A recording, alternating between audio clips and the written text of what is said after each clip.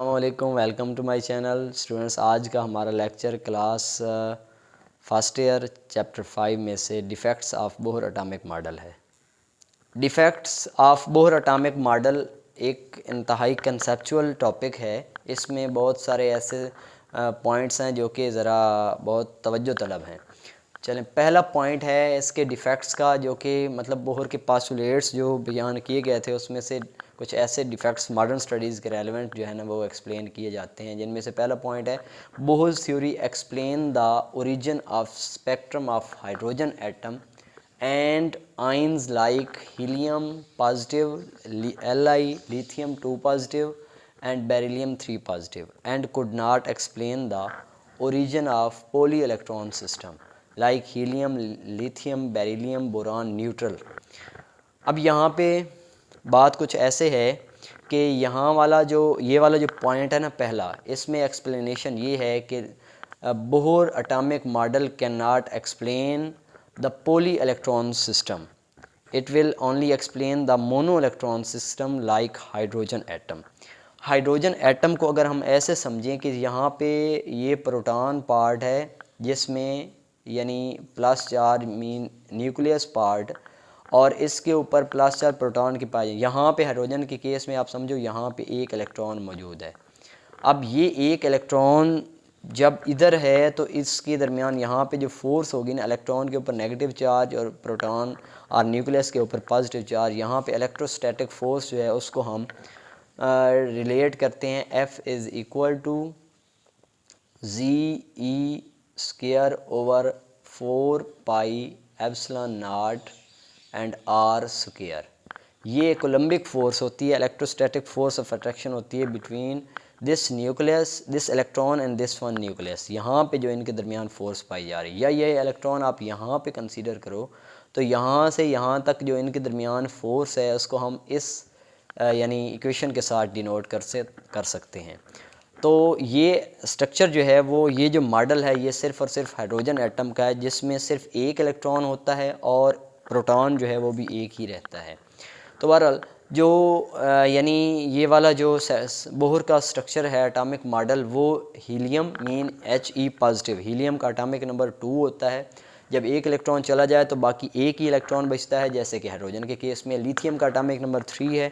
जब 2 इलेक्ट्रॉन चले जाएंगे तो 2 प्लस चार्ज, 2 पॉजिटिव चार्ज आएगा, मीन एक इलेक्ट्रॉन बाकी बचेगा। और उसकी स्ट्रक्चर ये जो केटाइन बना है, आयन बना है, ये भी हाइड्रोजन एटम की तरह बना। बेरिलियम का एटॉमिक नंबर 4 है। जब 3 इलेक्ट्रॉन चले जाएँ, ये बेरिलियम का एटॉमिक नंबर 4 है, इधर 2 इलेक्ट्रॉन होंगे, एक यहाँ पे एक यहाँ पे और 2 इधर होंगे, ठीक है, दूसरे शेल में। ये भी इलेक्ट्रॉन चला जाए, ये भी चला जाए, ये भी चला जाए, तो इसका मतलब 3 इलेक्ट्रॉन चले गए। जब 3 इलेक्ट्रॉन चले जाएंगे बेरिलियम के ऊपर 3 पॉजिटिव आएगा, तो बकिया जो केटाइन की जो स्ट्रक्चर बचेगी वो हाइड्रोजन के लाइक होगी, हाइड्रोजन के बिल्कुल मुताबिक होगी।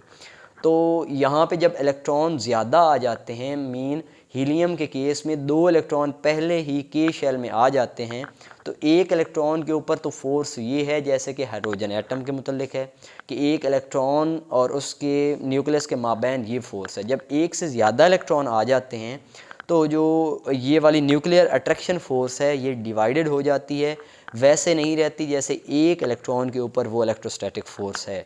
लिहाजा मल्टी इलेक्ट्रॉन सिस्टम या पॉली इलेक्ट्रॉन सिस्टम के लिए फ़ोर्स वैल्यू ये अप्लाई नहीं हो सकती। ये वाली फ़ोर्स वैल्यू सिर्फ़ और सिर्फ हाइड्रोजन एटम और हाइड्रोजन एटॉमिक स्ट्रक्चर के रेलेवेंट जो आइंस हैं उन्हीं को एक्सप्लेन करती है। हाइड्रोजन के स्ट्रक्चर को हम लें तो उसमें जो एक इलेक्ट्रॉन होता है, जब यहाँ पे मौजूद है, अगर बिलफर्ज वो इलेक्ट्रॉन अपने इस आर्बिट से एक्साइट होता है और किसी हायर आर्बिट में जाता है, तो ये वाली स्टेज उसकी थी जहाँ पे पहले इलेक्ट्रॉन हाइड्रोजन की स्ट्रक्चर के अंदर मौजूद था। अब यहाँ से इलेक्ट्रॉन एक्साइट हुआ है और यहाँ पे शिफ्ट हो गया है। अब जब यहाँ पे शिफ्ट हुआ है तो इसने एनर्जी एब्ज़ॉर्ब की है, जो हो सकता है कहीं भी किसी भी सोर्स से इस इलेक्ट्रॉन ने एनर्जी गेन की हो। तो ये जब इलेक्ट्रॉन एनर्जी गेन कर लेगा तो अपनी एनर्जी बढ़ा लेगा और ये एक्साइट हो जाएगा, और इसकी स्टेज जो है किसी हायर आर्बिट, प्रपोज्ड आर्बिट में हम बना सकते हैं। स्टेट उसकी एग्जिस्टेंस स्टेट यहाँ पे है। अब यहाँ पे जब इलेक्ट्रॉन 10 टू रेज़ -34 सेकेंड के लिए यहाँ पे रहेगा, तो इसके इस टाइम गुजरने के फ़ौरन बाद फिर से डी एक्साइट होगा और डी एक्साइटेशन के दौरान जो एनर्जी इसने अब्ज़ॉर्ब की थी वो वेव्स की सूरत में ऐसे इमिट कर देगा, ठीक है।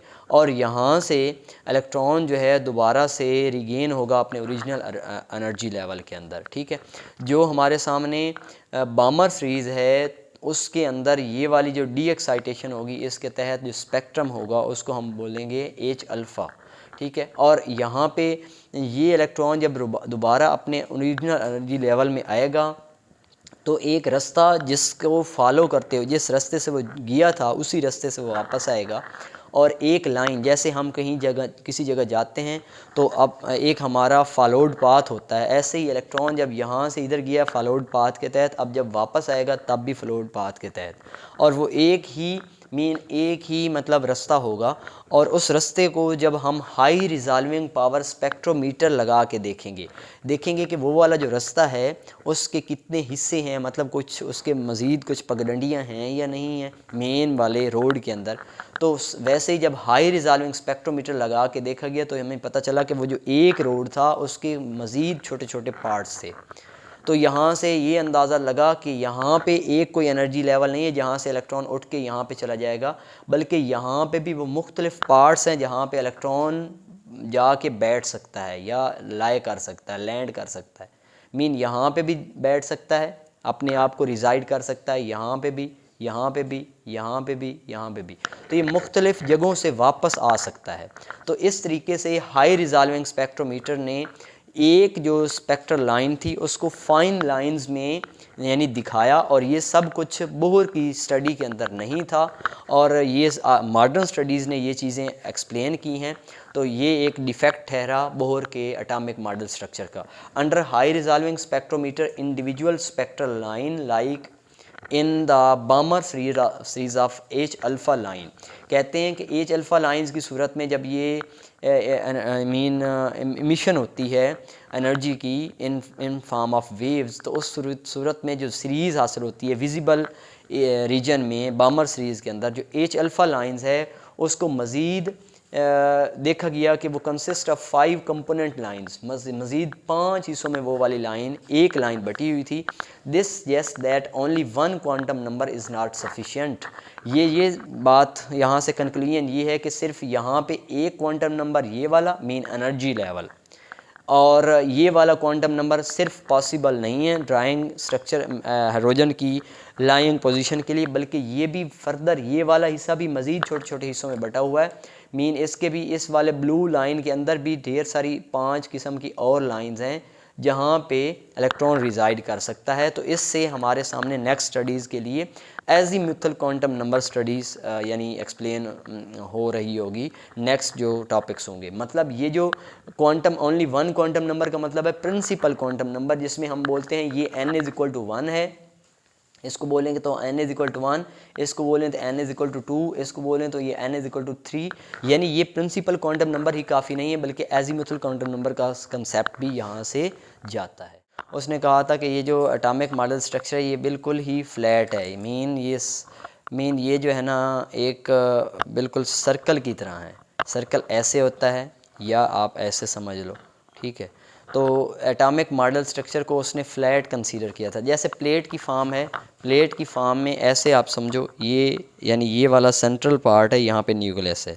इस एरिया को आप ऐसे समझो कि ये न्यूक्लियस है, यहाँ पे प्लस चार्ज लगा दो, ये प्लस चार्ज, ये पहले वाला एनर्जी लेवल है जिसमें इलेक्ट्रॉन है, ये दूसरे वाला एनर्जी लेवल है जिसमें इलेक्ट्रॉन पाए जा सकते हैं, ये तीसरे वाला एनर्जी लेवल है जिसमें इलेक्ट्रॉन पाए जा सकते हैं।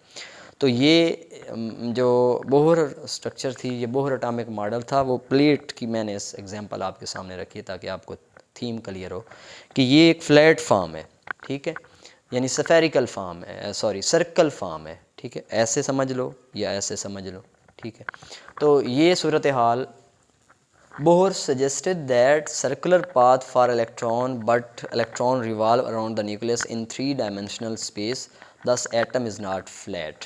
अच्छा, अब इसकी स्ट्रक्चर, इस वाले पॉइंट के रेलेवेंट ये एग्जांपल, ये वाली ड्राइंग आपने मुख्तलिफ़ किस्म की केमिस्ट्री बुक्स के ऊपर देखी होती है, यानी ऐसे ड्राइंग होती है। उन्होंने कह रखा है कि ये वाली जो सर्कुलर शेप है ये ऐसे नहीं है, बिल्कुल आप फ्लैट इसको कंसीडर ना करो, बल्कि जो एटॉमिक स्ट्रक्चर होती है वो ऐसे भी हो सकती है, ऐसे, ये एटॉमिक एक सर्कल ऐसे हो सकता है, एक सर्कल जो है ऐसे भी हो सकता है, एक सर्कल इनके जो तीसरी एक्सिस हैं उसके ऊपर भी हो सकता है। एक्स एक्सिस के ऊपर सर्कल आ सकता है, वाई एक्सिस के ऊपर सर्कल आ सकता है, जी एक्सिस के ऊपर, यानी 3 डायमेंशनल फॉर्म जो है वो पाई जा सकती है। स्पेस की फॉर्म है, यानी ये जो है ना प्लेन की सूरत में नहीं पाई जाती, यानी एटॉमिक स्ट्रक्चर।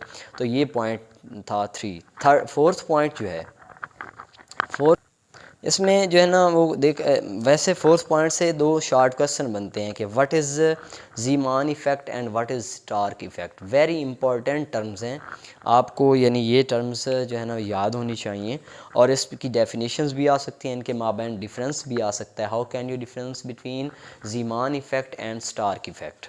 और वैसे ये जो है ना इसकी एक्सप्लेनेशन का एक पॉइंट भी है। When spectrum of atom, hydrogen atom is taken in magnetic field, कहते हैं कि जब कोई स्पेक्ट्रम जो है, इमिशन स्पेक्ट्रम स्पेशली को जब हम मैग्नेटिक फील्ड लगा के देखते हैं तो some splitted lines are produce, this is called Zeeman effect. यहाँ से ना इसको और ज़्यादा क्रिटिकली तौर पे देखा गया है। पहले resolving power, high resolving power spectrometer जो था उसने देखा था कि ये वाली जो है एक लाइन जो दरमियान वाली थी ये अपने हिस्सों में बटी हुई थी, और ये जो इन्हीं इमिशन स्पेक्ट्रम को जब उनमें से एक लाइन को, मीन ये वाली कोई एक लाइन पकड़ लें, ये एक लाइन जब ऐसे करके ड्रा की गई, बल्कि इसके इर्द गिर्द जो है ना वो मैग्नेटिक फील्ड्स लगा दिए गए। लाइक ऐसे समझ लो कि यहाँ पे एक लाइन जो है वो ऐसे मैग्नेटिक फील्ड्स, मैग्नेट्स के इर्द गिर्द है, ऐसे एक मैग्नेट साउथ और दूसरा नॉर्थ, और उसके दरमियान में ये वाली एक लाइन यहाँ से निकाल के हमने रखी है। तो ये वाली एक लाइन भी मज़ीद हिस्सों में बटी हुई थी, मीन ये वाली एक लाइन, इसके साथ साथ छोटे छोटे और पार्ट्स भी थे, जैसे कि हम कह सकते हैं कि यहाँ पे ये एक लाइन हो गई, ये एक लाइन हो गई, ऐसे करके मज़ीद इसकी डिवीजन्स देखी गई। तो यहाँ से उन्होंने कहा कि ये वाला जो इफ़ेक्ट है ना, जिसमें एक जो फाइन लाइन थी उसको मज़ीद स्प्लिटेड पाया गया, तो ये वाली स्टडी जो है वो कहलाती है ज़ीमान इफ़ेक्ट। ज़ीमान साइंटिस्ट या ज़ीमान के नाम से इस टर्म को जाना जाता है। और इसी तरीके से उन्होंने कहा similarly spectrum of the hydrogen atom, emission spectrum of the hydrogen atom is taken in electric field, lines are split up into component lines called Stark effect.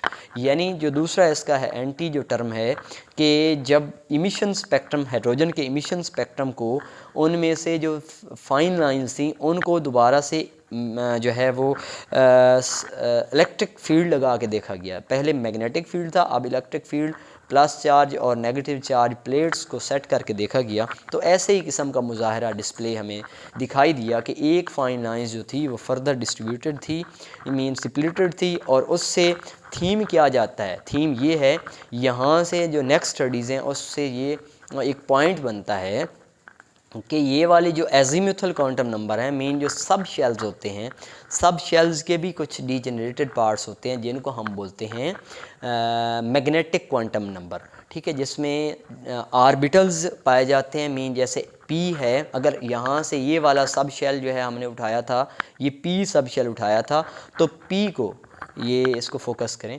जब P को हम देखेंगे मैग्नेटिक फील्ड और इलेक्ट्रिक फील्ड लगा के, तो P के मज़ीद 3 हिस्से दिखाई दिए। वो 3 हिस्सों में से एक था PX, दूसरा था PY और तीसरा था PZ, ठीक है। ये जो P है उसके जो डिजेनरेटेड पार्ट्स हैं PX, PY, PZ, इनको बोला जाता है सब डिजेनरेट ऑर्बिटल्स, ठीक है। तो ये पॉइंट था फोर्थ। इसमें आपने ज़ीमान इफ़ेक्ट और स्टार्क इफ़ेक्ट दोनों वाले पॉइंट्स को बहुत अच्छे तरीके से समझना है। हाँ जी, इससे आगे एक साइंटिस्ट था जिसका नाम था आर्नल्ड सोमरफेल्ड। उसने मॉडिफाइड फॉर्म एक साथ ही पेश की थी, यानी इन इन डिफेक्ट्स को आइडेंटिफाई करने के बाद सोमरफेल्ड ने अपनी जो है ना वो प्रपोज्ड फॉर्म जो मतलब एटॉमिक मॉडल था उसके बारे में अपना पॉइंट दिया। इन 1915 ही propose that electron revolve in elliptical orbits, यानी जो पहले वाला कंसेप्ट था कि स्फेरिकल और सर्कुलर ऑर्बिट्स होते हैं, जैसे एक आम तौर पे हम ऐसे करके जो है ना वो सर्कल शेप जो है एटॉमिक स्ट्रक्चर की बनाते हैं। इसने कहा था कि ये जो ऑर्बिट्स होते हैं, मेन एनर्जी लेवल्स जो होते हैं, वो सिर्फ़ और सिर्फ स्फेरिकल या सर्कुलर नहीं हो सकते, बल्कि वो इलिप्टिकल फॉर्म में होते हैं। इलिप्टिकल फॉर्म कौन सी होती है? बेजवी फॉर्म, जैसे अंडानुमा स्ट्रक्चर है। जैसे ये वाले ऑर्बिट्स जो है ना, ये यहाँ से हमें ये एक स्केच है कि ये वाला सर्कल नहीं है, ओनली सर्कल हमने ऐसे कंसीडर किया, ये सर्कल है बिल्कुल, जिसमें मेजर और माइनर एक्सेस जो होते हैं वो बराबर होते हैं। ये इलिप्टिकल फॉर्म है कि मतलब कि जो एनर्जी लेवल हैं वो सिर्फ़ और सिर्फ सर्कुलर ऑर्बिट्स में की फॉर्म में नहीं होते, बल्कि साथ ही साथ इलिप्टिकल भी होते हैं, बेजवी भी होते हैं। दूसरा पॉइंट है nucleus is present at one of the foci of ellipse. कहते हैं कि ये जो सर्कुलर ऑर्बिट है मीन जिसको हमने नेक्स्ट चेंज किया है कि सोमरफेल्ड ने कहा था कि सर्कुलर ऑर्बिट नहीं है बल्कि इलिप्टिकल ऑर्बिट्स भी हैं। उन इलिप्टिकल ऑर्बिट्स के एक साइड पे न्यूक्लियस पाया जा सकता है और दूसरी साइड पे जो है ना वो एक इलेक्ट्रॉनिक क्लाउड होता है। जैसे यहाँ से आप इस चीज़ को फोकस करें तो ये सेंटर में जो है ना ये यानी ये जो इलिप्स है उसके एक साइड पे एक फोकस पॉइंट पे जो है वो न्यूक्लियस है और दूसरे वाले एरिया में यहाँ पे सारे के सारे जो है ना वो इलेक्ट्रॉन मौजूद हो। हाँ जी, तीसरा पॉइंट है सोमरफेल्ड जो है एटॉमिक मॉडल का कि elliptical path goes on changing and nucleus is covered by electron from all sides. ये जो फोसाई है मतलब जो इलिप्टिकल पाथ्स हैं ये वाले, ये मुसलसल चेंज हो रहे होते हैं। मतलब किसी वक्त ये वाला इस इलिप्टिकल जो फॉर्म है स्ट्रक्चर है उसके इस वाली साइड पे न्यूक्लियस की लाइंग पोजीशन है और किसी वक्त इस साइड पे हो सकती है। मतलब फोकस पॉइंट जो हैं वो चेंज हो सकते हैं और जो एज अ होल जो रिज़ल्ट होगा वो ये कि उनके जो सेंटर में हमेशा न्यूक्लियस रहेगा। मतलब एक फोसाई पे एक फोकस पॉइंट पे जो है वो न्यूक्लियस रहेगा और बाकी दूसरा जो एरिया होगा फ्री एरिया जिसको हम कंसीडर करेंगे उसमें इलेक्ट्रॉन होंगे। ओवरऑल रिज़ल्ट ये है कि जो न्यूक्लियस होता है वो चाहे इलिप्टिकल स्टेट में इलिप्टिकल ड्राइंग के अंदर सेंटर में न्यूक्लियस हो या स्फेरिकल ड्राइंग में हो, जैसे एस सब शेल की स्फेरिकल शेप होती है, दोनों केसेस में सेंटर में न्यूक्लियस पाए जाने के साथ साथ सराउंडिंग में इलेक्ट्रॉनिक क्लाउड लाजमी तौर पे पाया जाता है। जी viewers, this is all about defects of Bohr atomic model. और ये जो पास्टुलेट्स हैं इनमें से ये जो Zeeman effect and Stark effect जो है ये दोनों बहुत अहम हैं और सोमरफेल्ड के जो एटॉमिक मॉडल स्ट्रक्चर के रेलेवेंट जो पॉइंट्स हैं वो मैंने एक्सप्लेन किए हैं और ओवरऑल ये लॉन्ग क्वेश्चन वाइज इम्पॉर्टेंट है। ये वाली जो सारी डिस्कशन है इससे रेलेवेंट अगर आपको कोई पॉइंट सही समझ नहीं आया हो बिलफ़र्ज़ तो आप मुझे कमेंट सेक्शन में पूछ सकते हैं और मैं हर मुमकिन कोशिश करूँगा कि मैं आपको उसका रिप्लाई कर सकूँ। और अगर मेरे लेक्चर्स आपको पसंद आते हैं तो बराए मेहरबानी मेरी हौसला अफजाई के लिए मेरे चैनल को सब्सक्राइब करें और वीडियो को लाइक लाजमी करें। अल्लाह हाफिज़।